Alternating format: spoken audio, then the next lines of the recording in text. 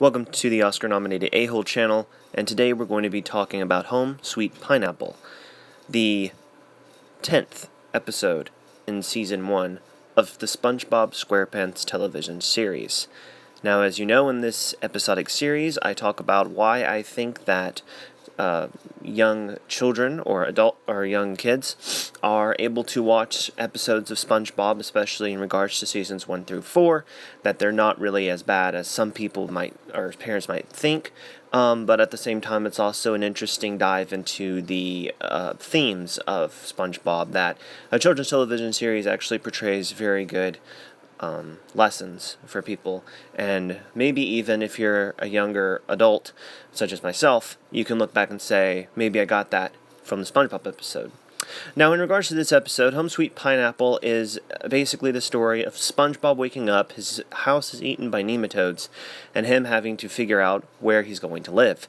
Now, possibly the most interesting thing in regards to this episode is the fact that afterwards, SpongeBob automatically says that he needs to go move back in with his parents.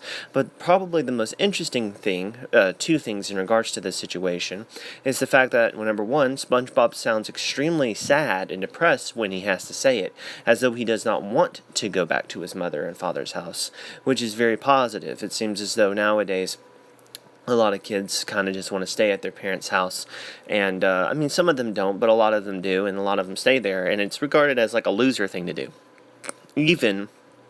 Even Patrick, who is regarded as the loser of the SpongeBob SquarePants characters, states emphatically, no, you can't move back in with your parents. He doesn't give a reason, he just says, you can't move back in with your parents. So they go through a process of trying to build SpongeBob a house.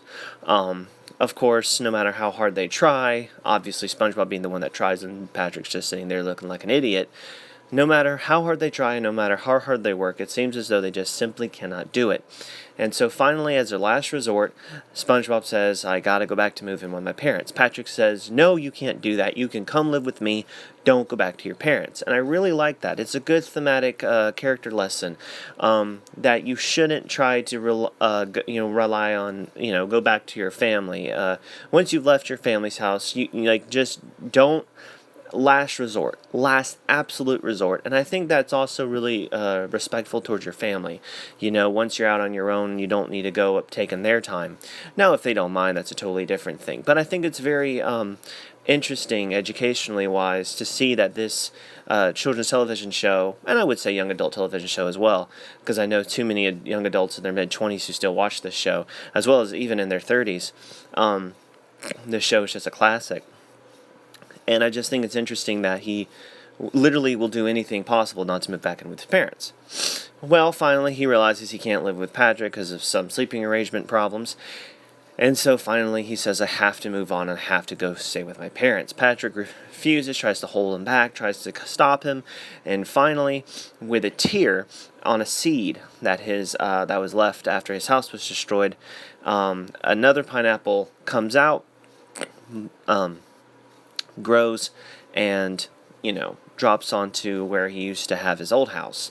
Now, people might say, well, what is the lesson in this? And obviously it's complicated to see through all of it, but basically it's very simple. SpongeBob obviously does not want to move back in with his parents, and obviously Patrick does not want him moving back in with his parents as well.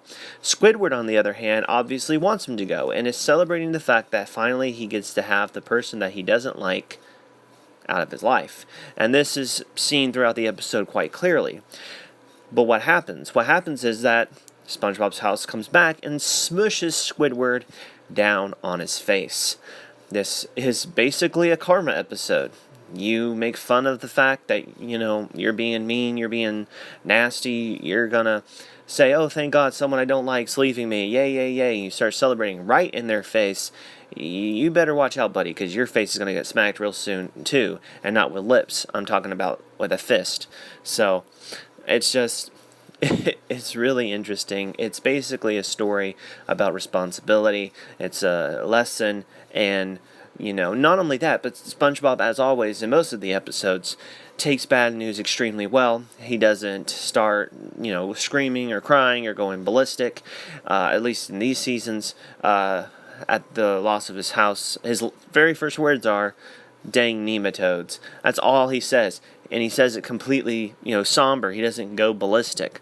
So I have to give props to props where props are due. And so in that regard, this episode, Home Sweet Pineapple, is a lesson in regards to responsibility and in karma, basically.